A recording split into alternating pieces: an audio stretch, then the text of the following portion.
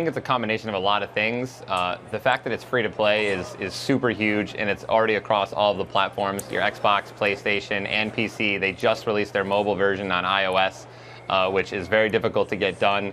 And not to mention, I think that there's rumors about maybe even getting it on the Nintendo Switch. So just the accessibility and how friendly the game is really is they're just hitting every single mark perfectly.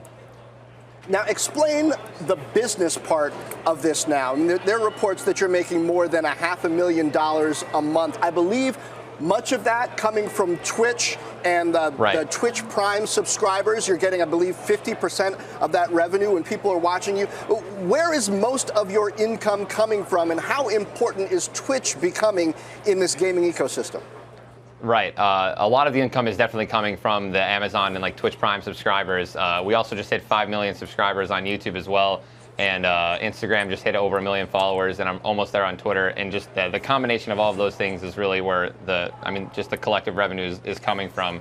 And this deal that Amazon Prime and Twitch Prime have together is incredible. Twitch Prime allows people to claim loot and collect loot with specific games, and they recently did a deal with Fortnite, which is the hottest game right now.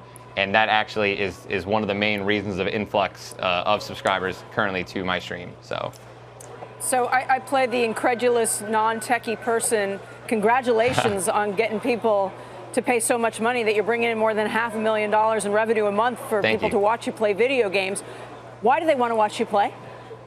I think that I offer a combination of high gameplay, high-tier gameplay that they really can't get with a lot of other content creators. It's very difficult to be one of the best at a video game, in any game, or at anything at all in the world. And I also think I offer, I'm very goofy. If you've ever watched any of my streams or my YouTube videos, I do impressions and stuff like that all the time, and just crazy shenanigans. And I think that the combination of that, it's like a hybrid, and it's just really fun to watch, and a pretty positive environment as well. Tyler, you started competing in video games on Halo in 2009, so nearly 10 years ago, at which point I'm sure it was tough to convince your parents that there was really a business model for this and that you could really make money. What was your argument? Because I'm sure that every 16, 17-year-old out there who loves playing video games wants to hear that. That is an incredible question. I'm really happy that you asked that. I maintained my job that I was working at Noodles & Company, and I stayed in college while I was doing all of these things. I continued to do well in school and focus on the future of my life, as well as working on streaming and competing in Halo. It was one of those things where if I was doing well in school, putting in the time and effort there, in soccer as well, that I would be rewarded to play as many games as I want.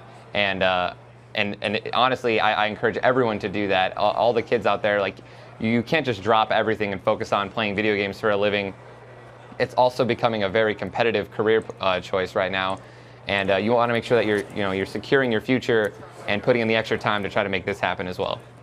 Good for you for saying that. What are you doing with the money? Are you investing it? How do you manage it? So definitely investing and saving it as much as possible. I don't plan on doing anything crazy with it. Right now, me and my wife, we are sponsoring an animal every month where we take care of them or pay off their vet bills, and we're reaching out to other little charitable organizations as well. The other month, we raised over $114,000 for suicide prevention and awareness. And we're just going to be continuing to do good things like that as much as possible.